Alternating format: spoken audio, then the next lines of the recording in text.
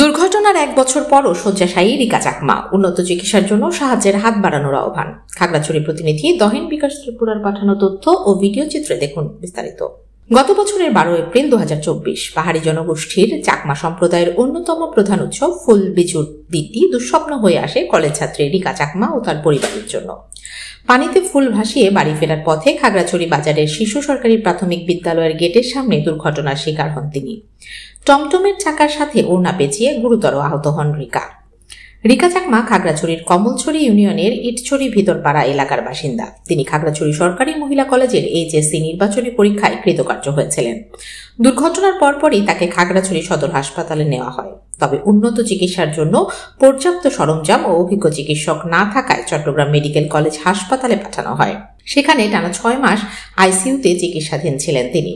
চিকিৎসার জন্য পরিবারের ছায়া সম্পত্তি বিক্রি ও আত্মীয় স্বজনের সাহায্য নিয়ে ইতোমধ্যে 10 লাখ টাকার বেশি ব্যয় হয়েছে। তারপরও তিনি পুরোপুরি সুস্থ হননি। বর্তমানে তিনি গ্রামের বাড়িতে শয্যাশায়ী, কথা বলতে পারেন না, আর লেখাপড়া একেবারেই বন্ধ। রিকার বাবা অরুণ বিকাশ চাকমা বলেন, ঘটনার পরের বছর পাকা ঘর তৈরির পরিকল্পনা ছিল, টাকাও জমানো ছিল, কিন্তু মেয়ের চিকিৎসার জন্য সেই টাকা খরচ হয়ে গেছে। এখন নিঃস্ব হয়ে গেছি। এই রিকা চাকমা আমার একদম ছোট মেয়ে, আর সেই মানে বড় ধরনের অ্যাক্সিডেন্ট ওই টমটমে বাজারে গিয়ে মানে টমটমে অ্যাক্সিডেন্ট হয়ে গেছে আর কি, গলায় ফাঁস গেছে আর কি। তো ওদেরকে চিকিৎসা করাতে মানে প্রায় আমরা ওই চিটাং মেডিকেলে নিয়ে ওখানে 6 মাস আইসিইউতে রাখছি। অনেক টাকা খরচ গেছে, মানে আত্মীয় স্বজনের সহযোগিতা করছে, আর আমাদের যা কিছু সয় সম্পদ আছে ওইটা সব মানে বিক্রি করে দিয়ে ওদেরকে চিকিৎসা নিছি। রিকা চাকমার নানা ললিত বিকাশ চাকমা ও নানি বকুলবালা চাকমা তাদের নাতনির উন্নত চিকিৎসার জন্য সহৃদয় ব্যক্তিদের সহযোগিতা কামনা করেছেন।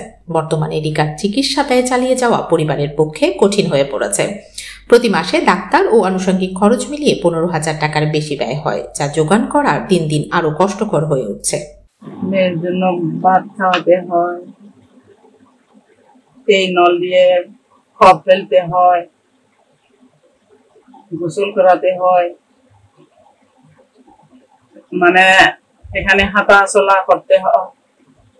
এই নল দিয়ে আমি কথা বলতে পারি বন্ধ করলে, আর নিঃশ্বাস ফেলতে পারি।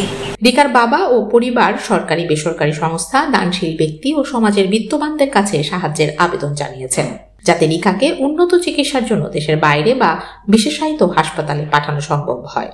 সাহায্য পাঠানোর ঠিকানা অরুণ বিকাশ চাকমা, ইটছড়ি ভিতরপাড়া, কমলছড়ি ইউনিয়ন, খাগড়াছড়ি সদর। মোবাইল 0183 6395 932।